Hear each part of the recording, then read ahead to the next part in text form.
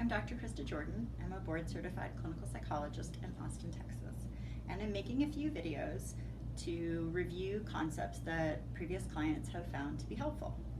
Today I want to talk about feeling emotionally overwhelmed. This is often something that brings a person into therapy. A new client will come in and say one of the things that they really want to work on is that they just feel so much in turmoil and feeling a lot of really intense, uncomfortable emotions.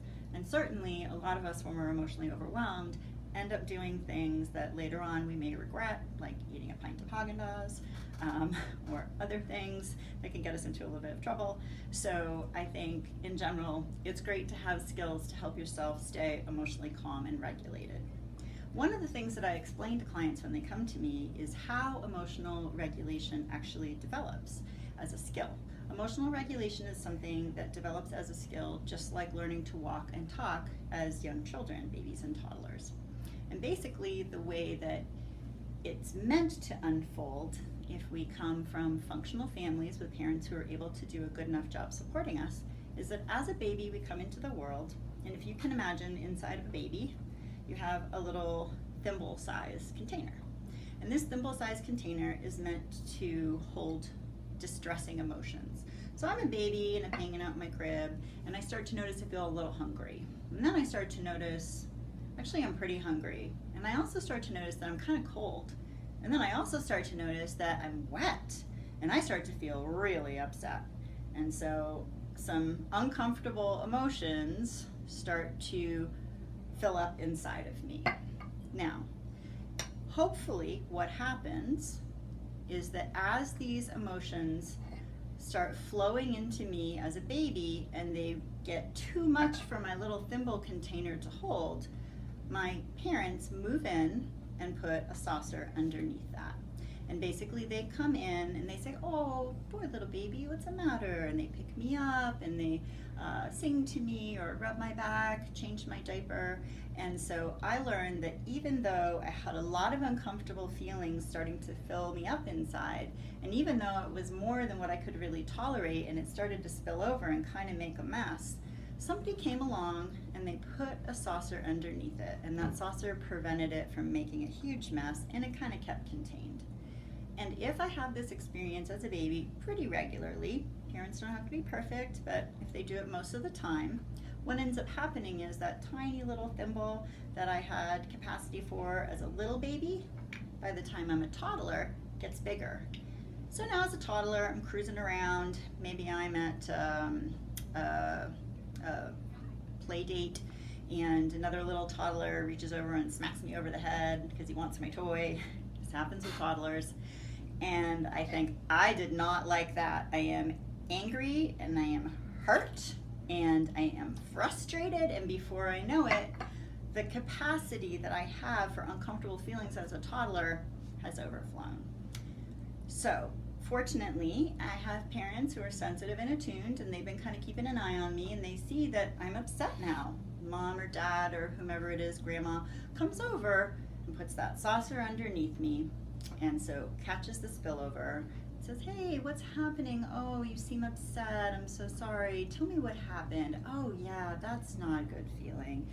And helps me to feel that even though things got a little messy, in the end it was contained and didn't make a huge mess. So then I go on to maybe being a teenager.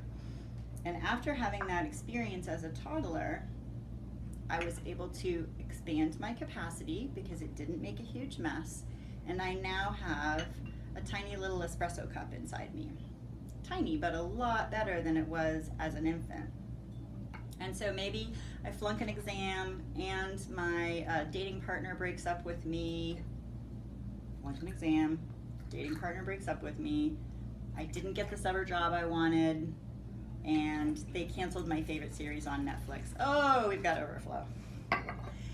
And a loving caregiver comes in, puts the saucer underneath me, catches the spillover, spends time, talks to me, helps me feel cared about, and that allows me to increase my capacity again. And so by the time I reach adulthood, hopefully, I have a pretty big container on the inside so that as things happen throughout my day that feel distressing, I can kind of contain it. Now, Everybody needs connection and support. So no one should have to go through life with just a container and only taking care of things themselves. However, there will be times where you're by yourself or you call your support person and you can't get a hold of them because they're in a meeting or at work. And we need to be able to not spill over and make a huge emotional mess and get completely dysregulated. We want to have some capacity to be able to manage uncomfortable feelings. And so if we're lucky enough to get caregivers who can come in and stick that saucer underneath us and give us that emotional support, that allows us to increase our capacity in bit by bit by bit until we develop into adulthood. Now that's what we would like to have happen for everybody.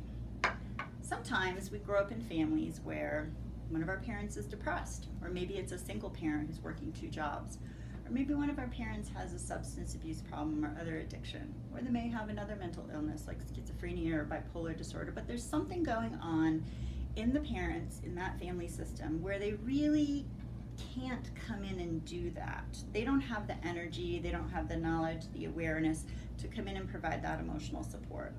So either we just might have been alone in our feelings, or we might have actually been told things like, you should get over it, if that's the worst thing that happens to you, that's not that bad, boys don't cry, what doesn't kill you makes you stronger. All kinds of messages that you might have gotten that really nobody should need a saucer, right? Some parents believe that you really don't need this and you should be able to do it all on your own. The problem is, if we grow up in those kinds of families, by the time we get to adulthood, this is all we've got.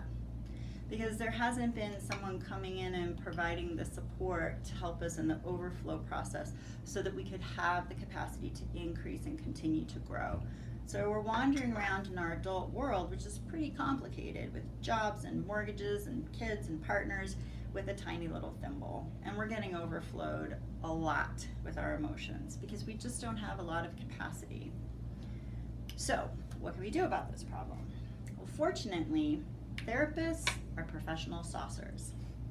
We are trained in how to move in and support a client during really painful, uncomfortable emotions and provide the validation, the support, the soothing, the connection that helps somebody move from a tiny little thimble capacity to a much bigger adult capacity. So that is part of how psychotherapy helps people to increase emotional capacity and learn to tolerate more distress.